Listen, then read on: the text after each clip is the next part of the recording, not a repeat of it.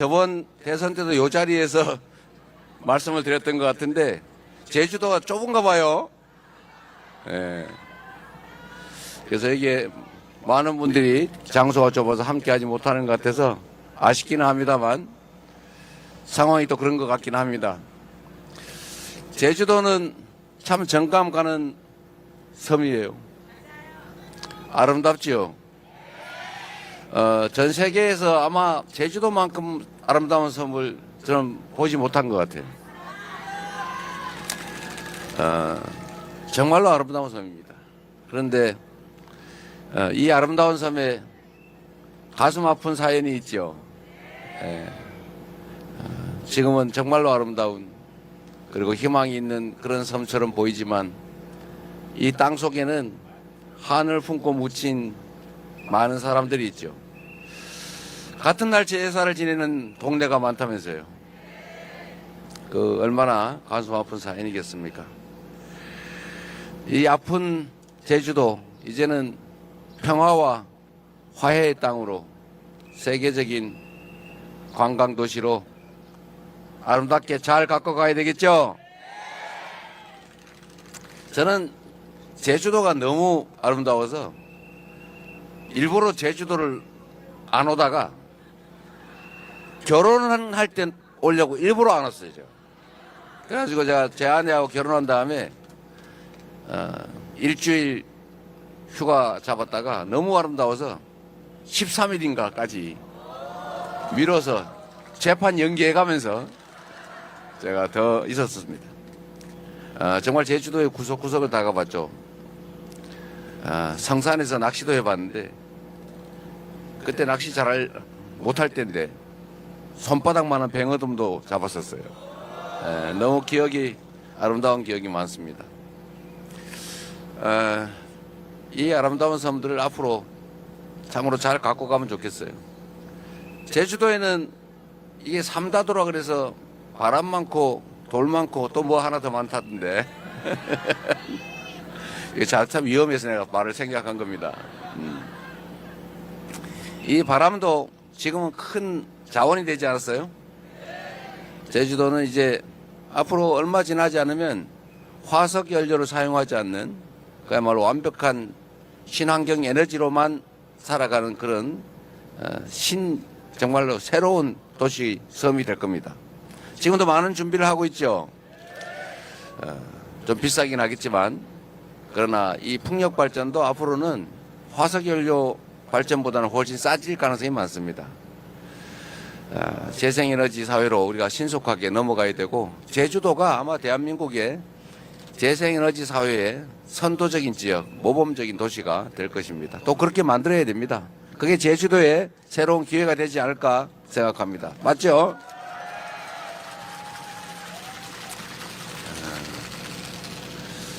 4.3 얘기를 안 할 수가 없는데 제가 거의 매년 4.3 기념일에 제주를 방문했습니다. 내년에는 대통령이 돼서 방문했으면 좋겠어요.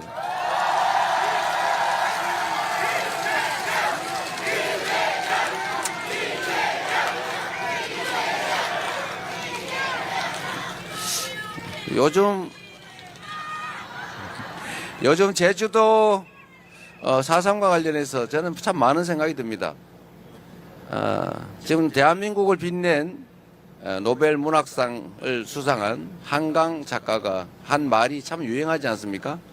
특히 지금 이번 대선이 작년 12월 3일에 그 내란 신이 군사 쿠데타 비상계엄 때문에 사실은 대통령이 파면되고 치러지는 선거입니다. 이 한강 작가가 한 얘기 중에 과거가 미래를 도울 수 있는가? 과거가 현재를 도울 수 있는가? 죽은 자가 산 자를 구할 수 있는가? 이런 의문을 가졌다고 하지 않습니까? 저는 이게 역사적 진실이라고 생각해요. 우리는 인과응보, 업보 이런 얘기를 많이 쓰지 않습니까? 제주 4.3은 우리나라 최초의 계엄, 비상계엄으로 제주도민의 10분의 1이 학살당한 사건이죠. 저는 그 구체적 장면들을 또는 그 광경들을 설명을 들을 때마다 정말로 끔찍해요. 어떻게 인간에게 그렇게 잔인할 수 있는가? 어떻게 사람을 생명체로 존중하지 않고 우주의 무게로 존중하지는 못할 망정 최소한 동물이나 곤충처럼 우리가 취급하지도 못한 것이죠. 우리는 곤충을 한 마리 밟을 때도 망설이지 않습니까? 그런데 같이 살아가는 사람에게 그렇게 잔인하게 대량 학살을 저지를 수 있는가? 인간의 광기라고 하는 것은 어디까지 갈 수 있나? 인간의 권력욕, 인간의 사적 욕망이라는 게 정말 한계가 있는 것인가? 이런 생각이 많이 듭니다. 만약에 4.3 이 학살에 대해서 우리가 좀 빠른 시간에 진상을 철저하게 규명하고 그에 상응하는 책임을 엄정하게 물었더라면, 그랬더라면 광주 5.18 학살이 있었을까요? 저는 없었을 거라고 생각합니다. 그걸 전혀 책임을 묻지 않았기 때문에 결국은 광주 5.18 학살이 발생한 거죠. 그런데 역사는 역시 진보하는 것 같아요. 우리 제주는 이 4.3 사건 때문일 텐데 자기의 정치적 신념을 전혀 표현하지 않잖아요. 그래서 어제 누가 그런 얘기를 하던데 제주도에 왜 무소속이 많이 됐을까? 정치인들이 여당도 야당도 아닌 무소속만 찍는다. 그게 최근에는 이제 민주당으로 많이 바뀐 것 같아요. 그것도 아마 정치적 성향을 드러내면 위험하다라는 그런 역사적 체험 때문이 아닐까. 그 잔인한 기억 때문이 아닐까 생각이 되더라고요. 좀 어떠세요? 그러나 이제는 정치적 신념을 자유롭게 표출하지 않습니까? 제주 4.3에 대해서 저는 우리 더불어민주당이 노무현 대통령이, 문재인 대통령이 참으로 많은 진척을 이뤄냈다고 생각해요. 진상규명도 했고 사과도 했고 법도 만들고 보상도 했지 않습니까? 그 점을 우리 제주도민들이 인정해주고 계시는 거죠? 그래서 제주는 아마도 우리 더불어민주당이 대형 사고를 치지 않는 한 이 성과에 대해서 많은 오랜 시간 기억해 주실 거라고 믿습니다. 그러나 아쉬운 것은 조금 더 일찍 했더라면 광주에 수백 명이 학살되는 그런 일들은 없었을 것이다 라는 아쉬움이 있죠. 그래도 안 하는 것보다는 하는 게 낫죠. 한다면 조금 빨리 했으면 좋았겠다. 이 말씀을 먼저 드리고요. 저는 광주 5.18 광주 민주화 운동, 그것도 역시 이번 작년 12월 3일 내란 극복에 크게 영향을 미쳤다고 생각합니다. 물론 광주 5.18 민주화 운동에 대해서도 아주 오랜 동안 그 진실이 감춰졌고 그에 속은 저 같은 사람도 광주 그 억울한 희생자들을 폭도로 가해자로 생각했고 그래서 2차 가해 비난을 했지 않습니까?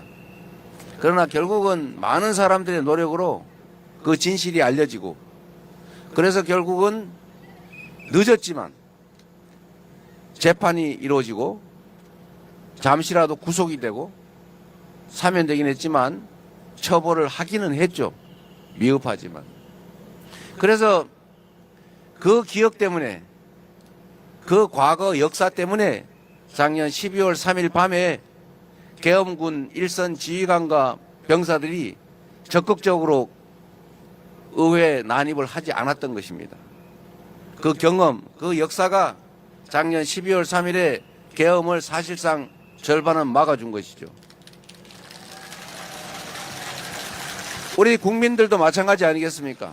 그 광주 5.18의 기억 때문에 결국은 국회를 에워싸고 우리 더불어민주당 의원들이 목숨을 걸고 국회 안으로 담을 넘어 들어가서 계엄 해제를 할 수 있게 만들어준 것 아니겠습니까? 그래서 수많은 사람들이 학살되었을 그 가능성을 막은 것입니다. 저는 그날 밤만 생각하면 지금도 모골이 송연해요. 그들은 수백 명을 배에 실어서 백령도 가는 선상에서 폭파시켜서 수장시켜 죽이려고 했지 않습니까? 그리고 5천 명에서 10,000명을 이런 방법 저런 방법 군 막사에 집어넣고 폭탄을 터뜨려서 죽이고 수리탄을 터뜨려 죽이고 죽지 않으면 확인 사살하겠다는 계획까지 세웠잖아요.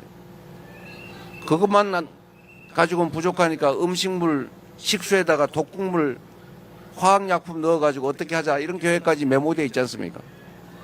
실제로 그랬을 집단 아닙니까?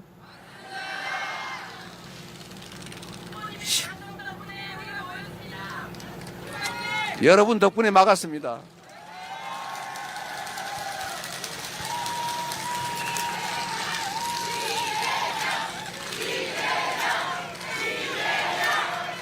그날 밤에 광주 5.18의 그 장성들을 처벌하는 장면, 그 역사가 그래도 진상을 일부나마 규명하고 일부나마 적정하게 되지는 못했지만 일부나마 책임을 물은 그 역사가 결국 12월 3일에 계엄을 막았고 광주 5.18에서 희생된 그 수백 명의 영령들이 즉 죽은 자들이 12월 3일 작년 대한민국 국민들을 살려낸 것 아니겠습니까?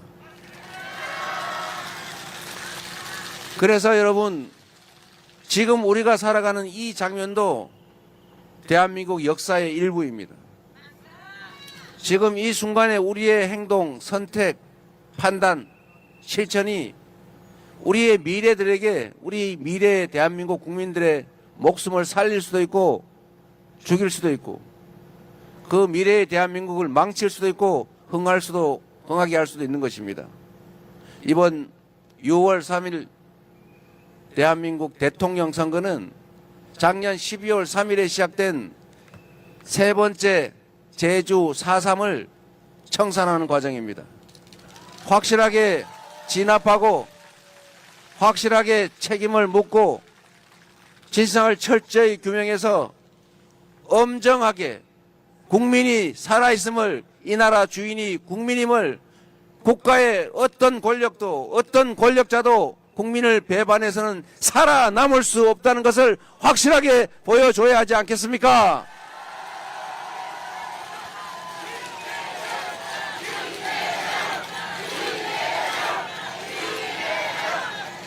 그래서 이번 6월 3일 선거는 더불어민주당의 이재명 대통령 후보를 뽑는 선거가 아닙니다. 김문수를 뽑지 않는 선거가 아닙니다. 이번 6월 3일 선거는 대한민국이 흥할 것이냐 망할 것이냐 4.3이 5.18이 다시 재발되는 그런 사회로 갈 것이냐 다시는 국민이 맡긴 총칼로 국민을 죽이려는 또는 죽이는 그런 일이 없는 진정한 민주공화국으로 갈 것이냐에 바로 분기점 역사적 분수령입니다. 이 분수령에 여러분은 역사적 증인으로 서 있는 것입니다. 여러분의 행동에 따라서 대한민국의 운명이 갈린다. 지금 이 순간 여러분의 표정과 여러분의 행동이 대한민국의 운명을 가른다. 동의하십니까, 여러분?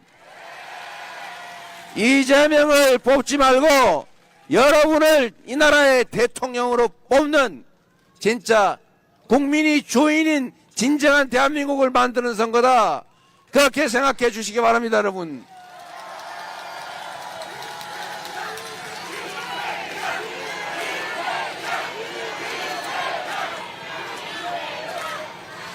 그래서 여러분, 제가 지금껏 여러 차례 약속드렸고 지금은 시도했다 실패한 꼭 해야 될 일을 한 가지 말씀드리겠습니다. 국가폭력범죄, 국민이 맡긴 권력으로 국민의 생명, 자유, 인권을 침해하는 그런 범죄에 대해서는 영구적으로 공소시효를 배제해서 그 행위자는 살아있는 한 반드시 형사처벌을 받게 하겠습니다.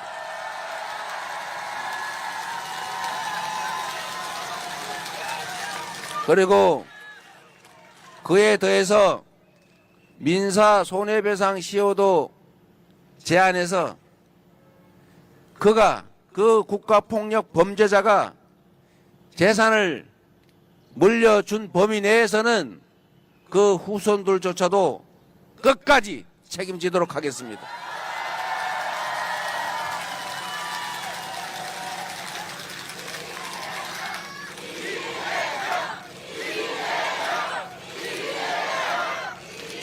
제가 이 약속을 여러 차례 드리고 당내에서 결국은 설득해서 이 법을 통과시켰는데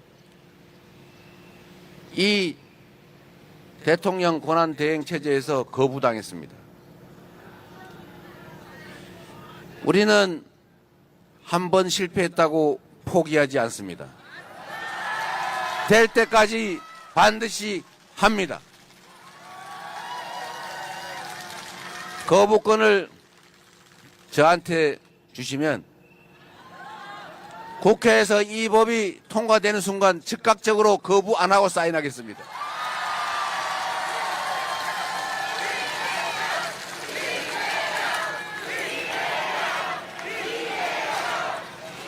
이거는 사감이 아니라 보복 감정이 아니라 한 생명이 우주의 무게를 가진 고귀한 존재인데 누군가의 그 하찮은 욕망, 권력욕, 재산욕, 물욕 때문에 누군가의 우주를, 한 가족을, 한 사회를 파괴하는 그런 반인륜적인 그런 행위는 절대로 이 대한민국에 다시는 벌어지지 않게 하기 위한 그런 조치 절대로 잊지 않고 가장 빠르게 해내도록 하겠습니다.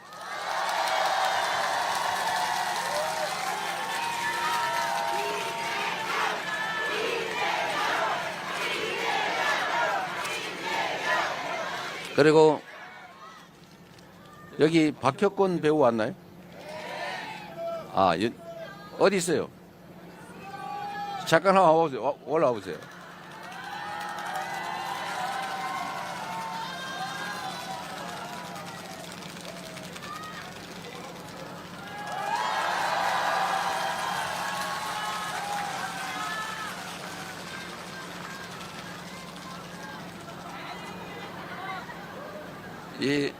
제가 이 박혁권 배우를 각별히 여러분한테 한번 말씀드린 이유가 있어요. 저번 대선 때 사실은 약간 어려운 선거 아니었습니까? 저는 이길 수 있는 선거였는데 제가 부족하고 우리 당도 부족하고 그리고 가짜 뉴스에 속아서 결국은 졌다고 생각해요. 그 역시도 우리의 준비 부족이죠. 그때 우리 박혁권 배우가 공개적으로 저를 지지해 주셨어요. 그런데 이 대한민국은 아주 졸렬한 정치 세력들이 있어요. 상대편을 지지하면 죽이려고 해요. 그래서 블랙리스트니 화이트리스트니 이런 거 만들지 않습니까? 그래서 저 사람은 저쪽 편이지 그러면 출연도 시키지 마, 지원도 해주지 마 이렇게 해서 괴롭히잖아요. 아주 졸렬한 거 아닙니까? 저는 이 박혁권 또는 이 문화예술인들의 정치적 의사표현에 대해서 이렇게 가혹하게 제재하는 나라를 보지를 못했어요. 그 나라의 수준은 그 나라의 문화로 결판나는 것 아닙니까? 대한민국이 전 세계에서 그래도 인정받는 것은 대한민국의 문화 수준, 결국은 우리 국민들의 의식 수준이죠. 그 높은 의식 수준, 그 때문에 인정받는 것입니다. 해외에 나가도 코리아라고 하면 취급해 주잖아요. 물론 지난 몇 년 사이에 확 국가의 품격이 떨어져서 요새는 숨긴다고 하더만요. 네. 쿠데타 나고 그런 나라인데 어떻게 보겠습니까? 그래서 이 대한민국의 문화를 살려야 돼요. 그리고 저는 대한민국의 문화가 국제적 경쟁력을 가진다. 우리의 미래가 문화에 있다. 이렇게 생각해요. 어떻습니까, 여러분? 제가 안 그래도 제주도를 좋아하는데 폭삭 속았수다 그거 보다가 저 처음에 한두 편만 보고 아는 척 하려고 그랬는데 중간에 못 끊고 밤새 가면서 끝까지 봤어요. 제가 그러면서 그걸 알게 됐죠. 얼마나 토속적입니까? 가장 한국적이고 가부장 문화, 이게 다른 나라에는 잘 없는 문화잖아요. 그런데 이 가부장 문화, 그 다음에 이 한국적인 남존여비, 이런 오래전 그것도 이 문화가 드라마로 만들어서 전 세계인이 그렇게 각광한다는 사실이 놀랍지 않습니까? 한국인의 정서와 문화 감성이 전 세계에 통한다는 거죠. K-팝은 왜 전 세계인들이 그렇게 좋아할까? 뭐 똑같은 노래에 뭐 춤추는 거 보면 따라할 수 있는데 왜 유독 한국일까? 한국의 드라마, 한국의 음식은 또 왜 이렇게 인기일까? 저는 그게 문화의 깊이라고 생각해요. 문화의 깊이. 대한민국은 정말 5,000년 문화를 자랑하잖아요. 우리는 사실 일상적 언어 속에서 거의 철학자들이 돼 있어요. 양지만큼 음지 있는 거 아니야? 길고 짧은 건 대봐야 아는 거 아니야? 죽음이 있어서 삶도 있는 거지. 하여튼 이런 불교 문화 또는 기독교 문화, 온갖 문화들이 그중에 주술은 빼고 그건 나라 망할 일이. 이 온갖 종교들이 있는데도 사실은 서로 충돌하지 않습니다. 깊이가 있어요. 전 세계에서 이렇게 종교가 성행하면서도 또 여러 종교가 있으면서도 충돌하거나 분란을 일으키지 않는 나라가 거의 없습니다. 그게 우리의 포용성이죠.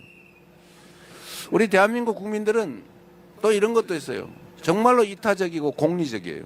물론 사촌이 논사하면 배 아파한다 이런 말도 있긴 하지만 우리는 국가에서 재정 지출을 해서 국민을 지원해 주겠다고 하면 왜 나를 도와주지, 모두를 위해서 써야지, 이런 생각하는 국민들 아닙니까? 정말로 공리적인 민족이에요. 저는 그런 점들이 세계인을 설득하는 거라고 생각합니다. 극단적으로 이기적이고 폭력적이고. 그런데 그 속에서 정말 공리적이고 이타적이고 공존적이고 말이에요. 타인을 존중하고. 그래서 저는 우리의 이 문화를 키워야 되겠다 그 생각을 했습니다. 우리 김구 선생이 그 먹고 살기 어렵고 나라를 빼앗겨가지고 나라를 찾겠다고 폭탄, 수리탄, 권총 들고 뛰어다닐 때 이분이 그런 얘기를 한 것 아닙니까? 우리가 앞으로 독립해서 부강한 나라를 만들어야 된다. 그런데 그 부강함이란 무력이 세서 남의 나라를 지배해서 삼켜가지고 폭력적인 권력을 행사하는 그런 게 아니라 나라를 우리가 든든하게 지킬 정도의 무력이면 된다. 그러나 문화란 모두를 행복하게 하는 것이다. 우리의 문화를 키워서 전 세계인이 함께 행복한 그런 문화가 한없이 강한 나라를 만들고 싶다. 문화 강국. 근데 지금 그 김구의 꿈이 조금 현실이 돼가고 있지 않습니까, 여러분? 저 김구 증산자도 와 있는데 김용만이라고. 김용만 그냥 가만히 계세요. 기억해 주시고요. 저희가 그 당대표 회의실에 김구 선생도 하나 붙여놨어요. 여하튼 저는 이 문화가 강한 나라를 만들어야 되는데 그게 지금은 곧 경제가 됐습니다. 전 세계에서 한국말로 된 한국어 노래를 흥얼거리고 한국어 드라마를 보고 그래서 한국말을 배우고 한국어 교육 수요가 엄청나게 폭증했다고 합니다. 그리고 한국 음식을 즐기고 한국을 와보고 싶어 해요. 그래서 한국 오면 바가지 씌우고 그러지 말아야죠. 잘해줘야죠. 한국 음식을 수출해야죠. 지금 대한민국 김이 없어서 못 팔 정도라고 하지 않습니까? 원래 전 세계에서 김 먹는 나라 별로 없어요. 그 풀떼기를 왜 먹냐? 시커먼 풀떼기를. 잘 안 먹어요. 그런데 지금은 전 세계에서 한국 김을 찾습니다. 김밥을 찾고 전주 비빔밥을 찾고 음식도 전 세계 가장 정말 질 좋은 건강식 아닙니까? 한국 음식이. 그래서 이런 거에서 우리는 기회를 만들 수가 있다. 그리고 최고의 문화상품이 하나 생겼어요. 문화의 최고봉, 바로 민주주의죠. 우리 대한민국 국민들이 얼마나 위대하냐. 우리는 IMF 때 나라가 망했다고 하니까 원래 그렇게 나라가 망할 정도로 경제가 나빠지면 막 금 이런 거 사모아야 돼요. 원래 그런 거잖아요. 매집해야죠. 막 사재기. 근데 우리는 집에 있는 금덩이 다 내놨잖아요. 금 모으기. 여기 온 국민이 참여를 해가지고 전 세계인이 놀랐습니다. 아, 전 나라는 절대 망하지 않겠다. 그래서 빨리 회복했어요. 그 금 자체 때문이 아니고. 두 번째로 작년이 아니라 우리 박근혜 정권 때 2017년, 16년 이때도 정말로 백수십만 명이 모여서 집회를 하는데 전 세계인들이 보니까 놀란 거죠. 전 세계에서 보통 몇만 명이 모여서 집회가 벌어지면, 시위가 벌어지면 딱 두 번째 떠오르는 장면이 있죠. 연기. 어디 불 지르고 두드려 부시고 싸우고 누가 다치고 죽고 뺏기고 약탈하고, 이게 전 세계적인 모습인데 대한민국은 백수십만이 막 200만이 모여서 집회를 해도 지나고 나면 깨끗해요. 누구 하나 꼬집 폈다는 사람, 핥혔다는 사람이 없어요. 유리창 하나 깨지잖아요. 이 위대한 국민들 아닙니까?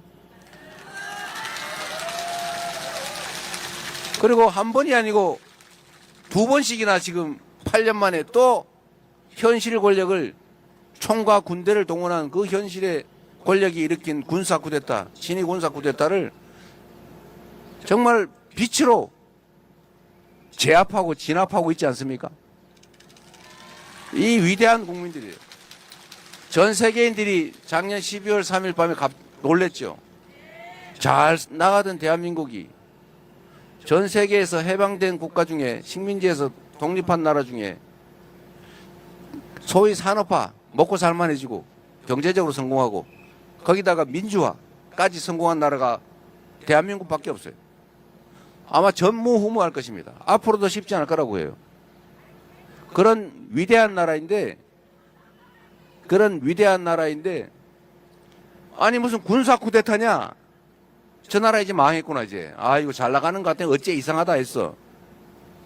잘 살다가 군사 쿠데타로, 독재로, 사법 쿠데타 때문에 완전히 망해서 후진국 전락한 나라 많죠. 남미, 아시아 이런 많습니다. 대한민국도 그 전철을 따르는구나 라고 해서 실망하고 이제 어떻게 한국에서 철수할까? 한국을 대체해서 우리가 어떻게 먹고 살까? 이런 연구를 하고 있는데 갑자기 어디선가 빛이 나타나가지고 반짝반짝하는 걸 들고 온 동네 사람이 모여서 그거를 다 제압을 해버린 거 아닙니까? 장갑차를 맞고 총구를 잡고 유튜브로 막 찍으면서 너의 얼굴 국민들 다 알게 됐다. 군인들이 얼굴 찍으니까 얼마나 무서웠겠어요. 다 가리긴 했는데 눈은 보이잖아요. 어쨌든 이런 국민들의 행동, 실천 때문에 결국 절대 거의 실패하지 않는다는, 99.99% 성공한다는 현 권력자의 친위 군사 쿠데타가 실패한 것입니다. 여러분. 바로 여러분이 해낸 거죠. 우리가 해낸 것입니다. 대한민국 국민이 해낸 거죠. 위대한 여러분의 역량에 자부심 가지셔도 됩니다. 우리의 후손들이 지금 이 자리에서 박수치는 여러분들을 교과서에 기록하고 기억할 겁니다. 6월 3일이 그래서 중요한 거죠. 그래서 여러분, 대한민국은 그렇게 피 한 방울 흘리지 않고 평화적인 방법으로 현실의 권력을 두 번이나 끌어내린 세계사에 없는 무혈의 아름다운 평화혁명을 10년도 안 돼서 두 번씩이나 한 위대한 국민이다. 그렇죠, 여러분? 그래서 정말 자신감을 가지셨으면 좋겠어요. 지금 우리가 비록 잠시 어렵죠. 경제도 망가지고. 이 마이너스 성장이 뭡니까? 0.2% 1분기 마이너스 성장했대요. 내수는 2분기째 계속 마이너스입니다. 내수가 망하니까 동천마트 이런 데 장사가 안 되는 거예요. 예? 보림방? 예? 이거 안 되죠, 당연히. 사람들이 돈도 없고 있는 돈도 불안해서 돈을 안 써요. 제가 그래서 한 가지 말씀을 드립니다. 경제는 심리입니다. 미래가 불확실하면 절대로 안 움직여요. 그런데 지금이 엄청나게 나빠도 미래가 희망이 있고 예측이 되면 그러면 미래를 위해서 투자하죠. 그래서 여러분 6월 3일에 여러분 선택에 따라서 이 경제가 계속 나락으로 떨어질 수도 있고 딱 저점을 찍고 희망으로 미래에 대한 기대로 다시 상승할 수도 있습니다.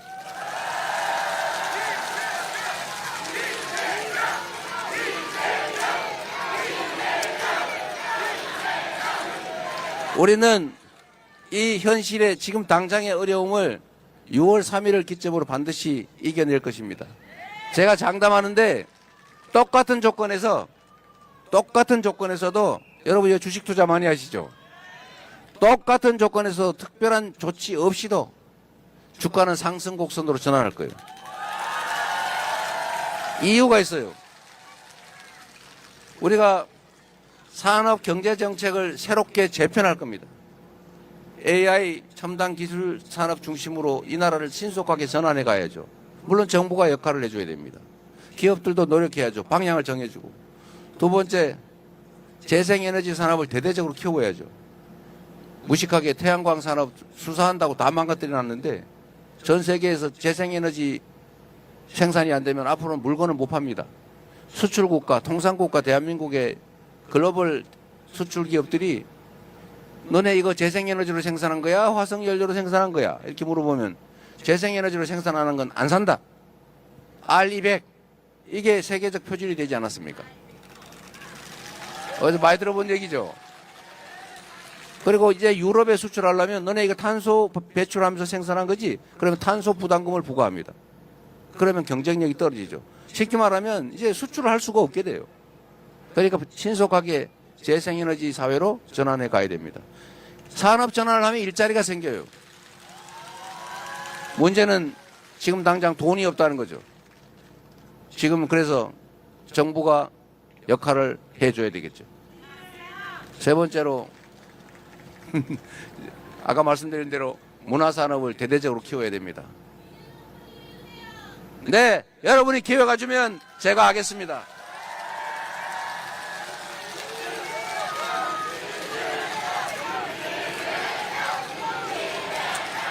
그리고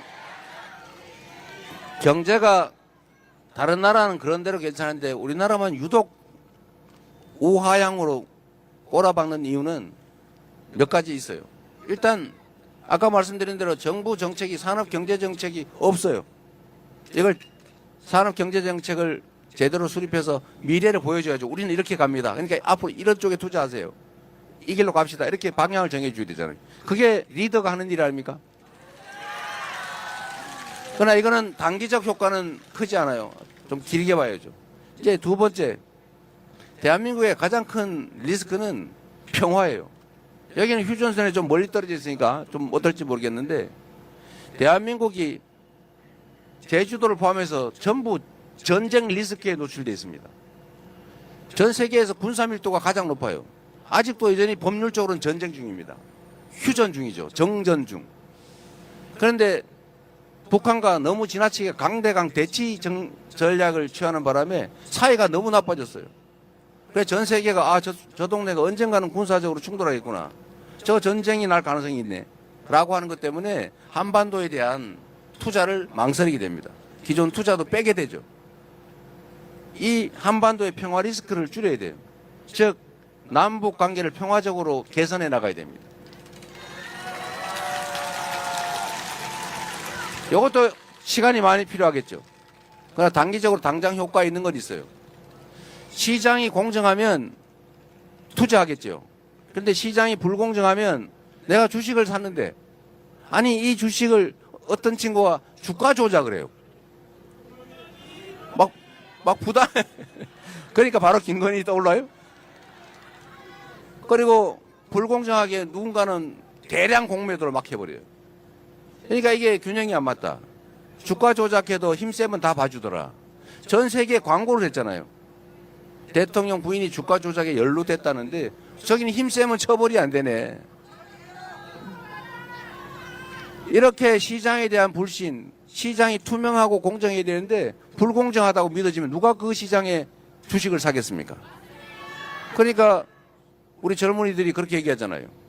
국장 탈출은 지능순 이러면서 미국에 투자하잖아요. 그 젊은이들 잘못이 아니죠. 국내 시장을 못 믿겠는데. 그러나 이 문제는, 이 시장의 불공정성 문제는 6월 3일 선거가 끝나는 순간에 해결이 됩니다.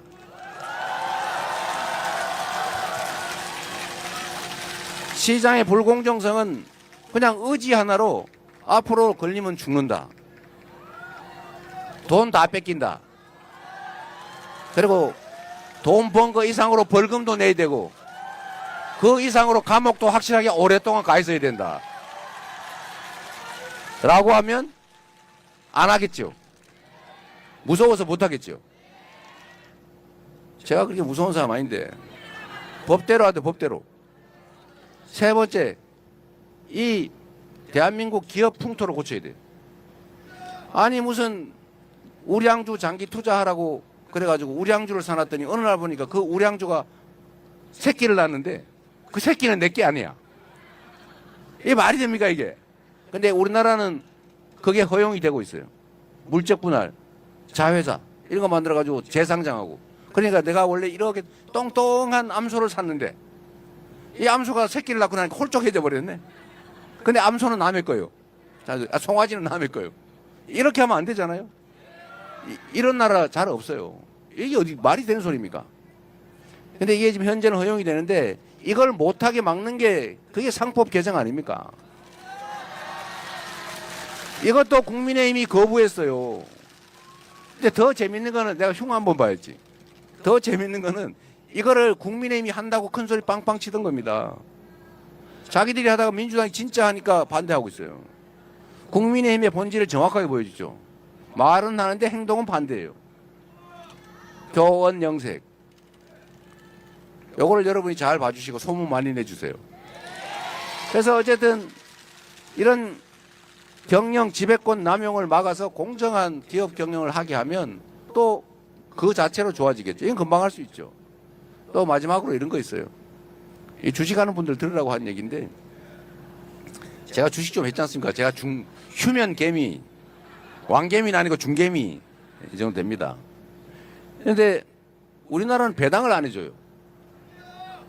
배당을 해줘야 주식 사가지고 거기서 나오는 이자도 아닌 배당금으로 뭐 용돈도 쓰고 할 텐데 우리나라는 배당이 인색해요.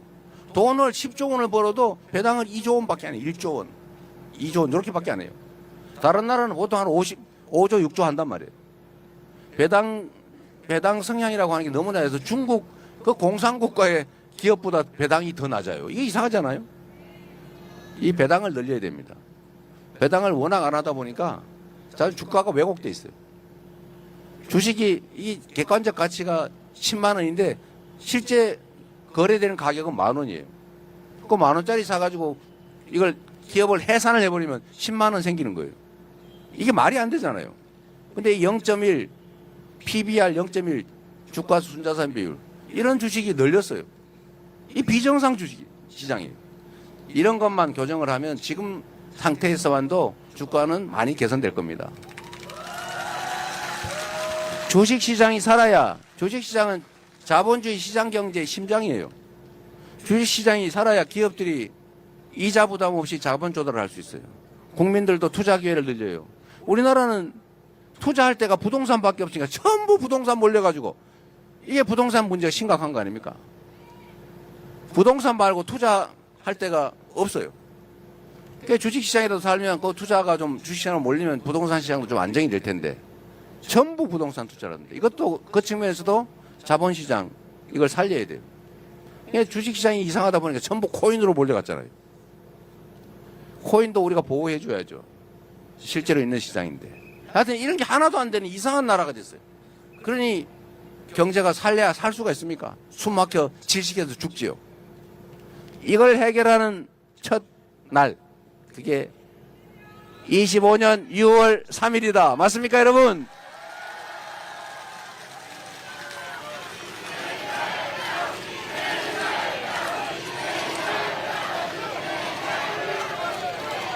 그리고 제주도에 여러 의원들 계시잖아요. 국회의원도 그렇고 시장, 도지사, 시장은 없군요, 여긴. 도지사, 도의원, 대통령까지. 이 사람들은 누가 생각하는 것처럼 지배자들이 아닙니다. 여러분보다 높은 사람이 아니죠. 우리는 뽑아놓고 숙모하는 경향이 없지 아니한데 우리가 일 시키려고 뽑아놓은 우리의 신분권 아닙니까? 그래서 여러분, 이번 대통령도 높은 사람 뽑는 게 아니고 그 사람이 높은 사람인 건 맞아요. 우리가 뽑아놓은 머슴 중에 높은 사람, 상머슴. 그 머슴은 덕목이라고 하는 게 있죠. 유능하긴 한데 잔머리 굴리는 나쁜 사람이다. 그러면 도둑질 당할 가능성이 많죠. 첫째, 충직해야 됩니다. 국민에게 충성스러워야죠.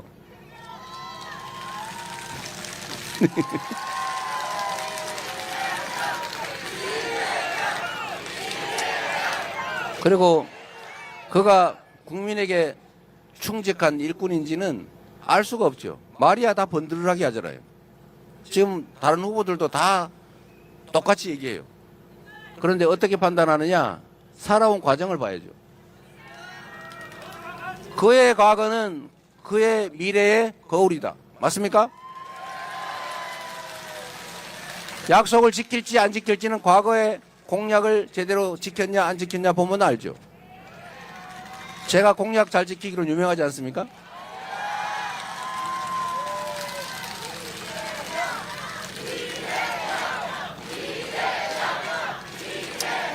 그리고 공직자로 살았으면 성과가 있어야죠. 저는 성남을 전국의 제1도시로 바꿨어요. 경기도를 전국에서 가장 평가 높은 도로 바꿨어요. 민주당을 새로운 민주당으로 유능하고 이기는 민주당으로 만들었습니다. 나라도 저에게 맡겨주시면 여러분이 결코 실망하지 않을 새로운 대한민국으로 만들어 보답드리겠습니다.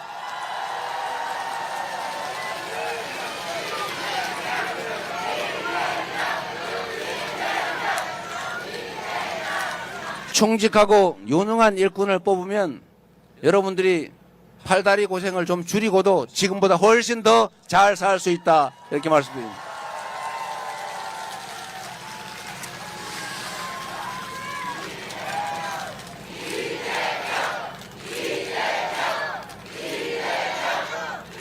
그리고 여러분, 마지막으로 진짜 마지막으로 우리 캠프에서 엄명이 떨어졌어요. 길게 하지 말라고.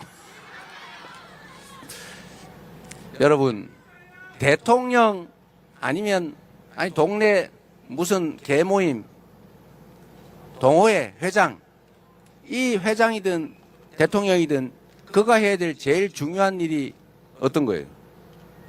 그 동호회 모임 안 깨지게 하는 거죠. 동호회 모임이 회원도 좀 늘고 회원끼리 서로 사이좋게 서로 협조하고 서로 힘이 되고 의지되도록 해야 되는 게 그게 회장 할 일 아닙니까? 대한민국 대통령도 똑같아요. 대한민국 대통령의 제1의 책무는 국민을 통합시키는 겁니다. 편갈라 싸우게 하면 아이고 그러지 마세요 말리고, 또 옛날에 내 선거를 도와준 내 편이라도 아이고 우리 거 많이 챙겨주세요, 저쪽은 뺏어주세요 이러면 아 왜 그러세요, 이제는 다 한 식구 아닙니까? 이렇게 말할 수 있어야죠. 여러분, 전쟁과 정치의 차이를 아시죠? 전쟁은 죽이는 거예요. 이기면 싹 다 가지는 거고 진쪽 싹 다 제거하는 겁니다. 그런데 정치는 전쟁이 아니에요. 정치는 존중하는 겁니다. 같이 사는 거예요. 그런데 한쪽 편이 되는 건 불가피하죠. 왜냐하면 경쟁을 하니까. 대통령이 되기 전까지는 한쪽 편을 들겠죠. 한쪽 편을 대표해서 대통령이 됩니다만, 대통령이 된 순간에는 한쪽 편을 드는 게 아니라 전체를 대표해야 되는 것입니다. 그래서 전쟁에서 이겨서 점령하는 것하고 선거에서 이겨서 전체를 대표하는 건 완전히 다른 거죠. 그런데 안타깝게도 지금 이 정치와 전쟁을 구별 못하는 집단이 있어요. 지금까지도 그랬고, 자기가 이기면 전부 다 갖고 나머지는 다 뺏는다. 그리고 존재 자체를 없애버린다. 죽이려고 하잖아요. 그렇게 하면 안 되죠. 우리 공동체가 사람이 모여 사는 이유는 똑같아서 모여 사는 게 아닙니다. 어떻게 똑같아요? 저 코 크신 분, 저 코 낮으신 분, 머리 긴 분, 짧은 분, 인상이 이런 분, 저런 분, 생각이 이런 생각, 저런 생각, 파란 생각, 빨간 생각, 출신 어느 지역, 서귀포, 애월, 다 다르죠. 다 다른 이 사람들이 생각도 다르지만 이해관계도 달라요. 한 사람은 동쪽으로 가자고, 한 사람은 서쪽 가자고, 어떤 사람은 북쪽 가자 그러고 이렇게 충돌한단 말입니다. 자원이 5개밖에 없는데 10명이 서로 막 나눠 가지려고 해요. 이럴 때 이걸 어떻게 조정할 것이냐를 정하는 게 정치죠. 그리고 이해관계인들은 다투게 돼서 가만 놔두면 죽을 때까지 싸우겠죠. 그래서 죽을 때까지 싸우지 말고 합리적인 선에서 정리하기 위해서 있는 것이 바로 정치고 행정 아닙니까? 그걸 합리적으로 잘 배분하라고 그 권한을 부여하는 거잖아요. 그게 권력이죠. 정치란 그 사회의 자원을 배분할 권한을 어떻게 가질 것이냐, 누가 가질 것이냐, 어떻게 나눌 것이냐를 정하는 거죠. 그러니까 대통령이 됐다고 해서 야 우리 편 다 모여, 빨간색 다 모여, 파란색 다 죽이자. 이거는 정치가 아니죠. 이거는 점령이고 이건 전쟁이죠. 이렇게 하면 그러면 반 제거했어요. 그 다음에 또 그 안에서 경쟁이 벌어지겠죠. 또 반 제거해야지. 그러다 뭐가 남습니까? 자기 혼자 남겠죠. 자기 혼자 남아요? 결국 죽겠지. 이렇게 되면 절대로 안 되는 거죠. 그래서 대통령이라고 하는 것은 통자는 통치가 아니고요. 통합. 이겁니다. 크게 통합하는 사람. 그리고 여러분 막 싸워가지고 서로 뺏고 찍고 하면요 시너지가 안 나요. 똑같은 것도 적절히 나누고 협력하면 시너지라고 한 게 있지 않습니까? 다르다고 해서 틀린 게 아니죠. 이 다름을 인정하고 역할도 인정하고 100%다 가지려고 하지 말고 51%만 갖고 그리고 성과를 내서 결과를 증명하고 다시 선택받고 이게 합리적인 정치 과정 아니겠습니까?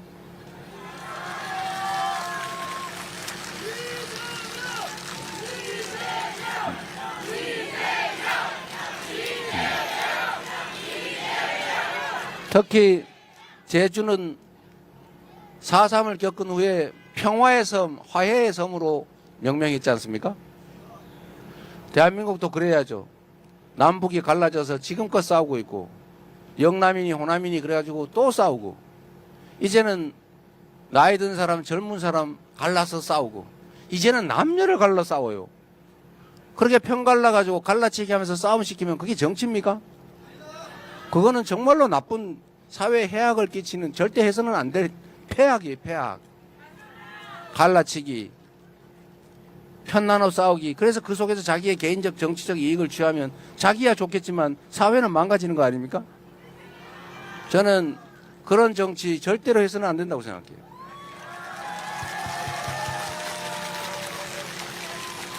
그래서 6월 3일부터는 우리가 작은 차이를 넘어서서 이 위대한 우리 대한민국 국민들의 저력을 한데 모아서 더 나은 세상을 향해서 우리 손잡고 함께 꿋꿋하게 나아갑시다, 여러분.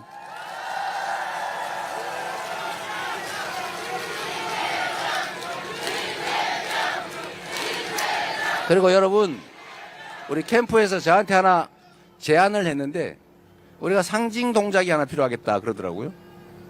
이걸로 하자. 어떠세요? 네.